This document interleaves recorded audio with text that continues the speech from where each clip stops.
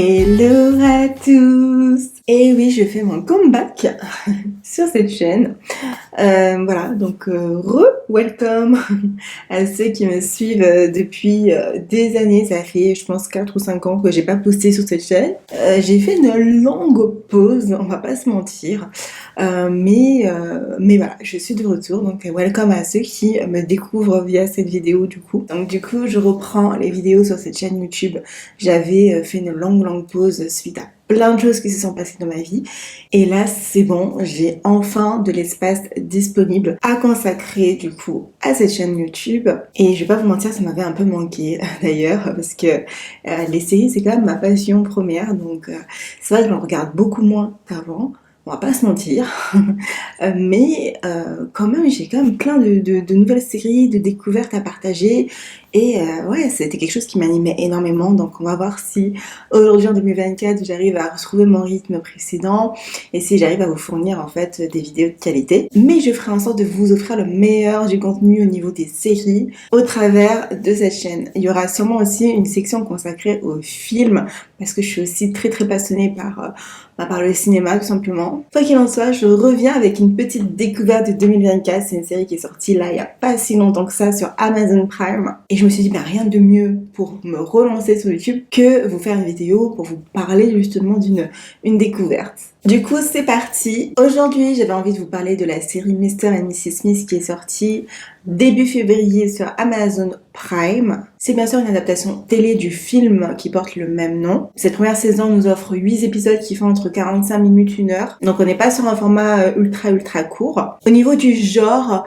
on est plutôt sur de la comédie, espionnage, action et je dirais même un petit chouïa de romance. La série elle a été créée par Donald Glover qui du coup joue le rôle aussi de Mr. Smith. Il est accompagné aussi par Francesca Sloan dans la création de la série. Donc Donald Glover, pour ceux qui connaissent pas, c'est un artiste talentueux. Il est rappeur, chanteur, écrivain de séries, musicien, compositeur, acteur. Voilà, il a énormément de talent, ce monsieur. Moi, je l'ai connu dans l'univers de la musique et puis après, il a commencé à faire de l'acting avec les séries notamment comme Atlanta ou encore la série Community. Donc bref, je vous une admiration pour ce monsieur. Mais malgré tout, j'avais jamais vraiment pris le temps de regarder une série où il y était. Donc là, je me suis dit, écoute, c'est l'occasion de voir ce qu'il a dans le ventre et j'ai vraiment pas été déçue. Au niveau des notes, on est plutôt sur une moyenne, ouais, une série plutôt moyenne. Sur Allociné, elle a une note spectateur de 2,8. Bon, voilà, on est un peu plus de la moyenne. Et sur IMDb, elle se classe à 6,9, ce qui n'est pas horrible en fait pour une série en vrai. Je trouve que les séries qui tournent autour de 7, déjà ça commence à être pas mal. Et d'expérience, toutes les séries qui sont en dessous de 7, donc vraiment à 6, 5, je les regarde même pas. Donc là, elle frôle vraiment le 7. D'ailleurs, ça a peut-être déjà changé depuis que j'ai regardé la note, mais quoi qu'il en soit, personnellement, moi, je mets plus de 7 à cette série. Je lui mets, allez, un 7,2. Je trouve que c'est quand même justifié en vrai.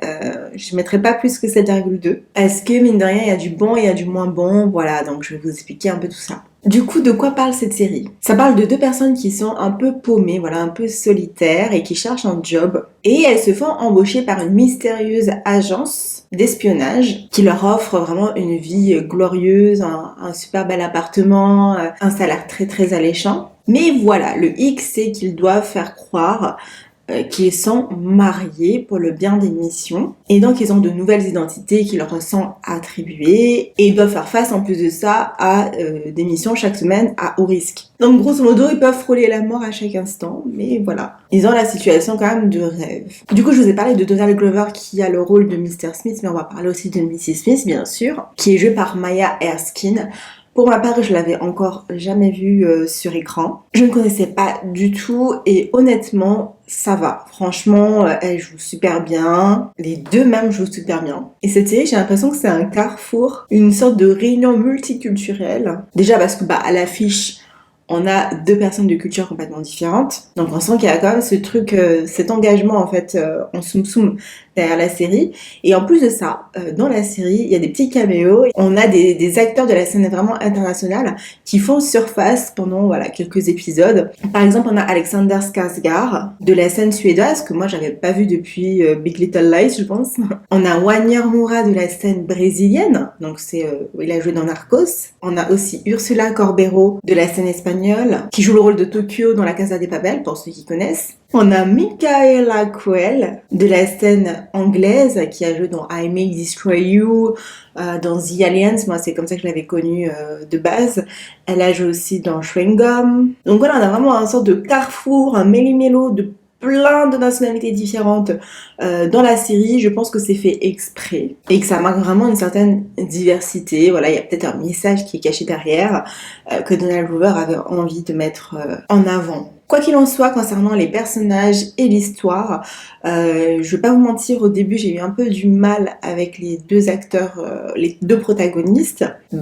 Déjà le duo il est assez étonnant, voilà, on s'attend pas forcément à un duo pareil. D'autant plus que moi l'actrice, je l'avais jamais encore vue sur petit ou grand écran. Et je sais pas, la mise en place en fait, je sentais pas spécialement d'alchimie entre les personnages, donc c'était un peu déstabilisant. Mais je pense que c'était fait exprès. C'était pour amener vraiment le spectateur à suivre leur histoire, leur relation petit à petit, épisode par épisode. Et tout bêtement, on s'est senti comme les protagonistes, c'est-à-dire comme deux parfaits inconnus qui font connaissance. Donc on sentait de la distance, on sentait un peu de malaise. Et puis petit à petit, l'alchimie prend, bizarrement.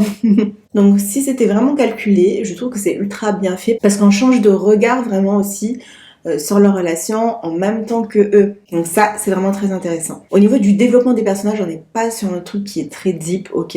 On sait pas grand chose des personnages en vérité. Et là encore une fois, c'est super bien fait parce que le côté société mystérieuse d'espionnage, on y est quoi. Tout est un peu un mystère, même tout ce qui plane autour des personnages principaux est un mystère. Donc il y a vraiment comme une sorte de volonté de ne pas trop en dévoiler, vous voyez. Pour vous dire, moi je m'attendais à avoir des flashbacks vraiment de l'histoire des protagonistes avant justement qu'ils intègrent cette société. Et pas du tout. On n'a pas de flashback, on a des petites infos par-ci par-là, mais vraiment on a très très peu d'éléments en fait sur leur passé, quoi. Donc on est vraiment dans l'action, on est vraiment dans le présent tout au long de cette série. D'ailleurs, en parlant d'action, la série est très portée action, mission, donc pour ceux qui aiment bien, c'est génial. Malheureusement, comme tout film d'action, il y a des scènes qui sont un peu tirées par les cheveux, des scènes improbables, incompréhensibles, voilà, des scènes où nous auraient dû se faire choper au moins 10 fois avec les caméras de surveillance ou même avec un peu de présence en fait de la police, tout simplement. Mais non, la police semblait être inexistante, il semble pas avoir d'enquête après qu'ils fassent leur mission. Bref, faut pas s'attendre à un réalisme ultra poussé. Ou alors on peut s'imaginer que comme c'est une société d'espionnage ultra sophistiquée et très riche, ils peuvent aussi tirer leurs ficelles et très facilement peut-être avoir accès à certaines informations avant la police et donc éviter que leurs agents se fassent prendre, voilà. Donc on va rester un petit peu sur cette hypothèse. Quoi qu'il en soit, moi je trouve qu'il nous amène vraiment dans une aventure où je plonge vraiment dedans.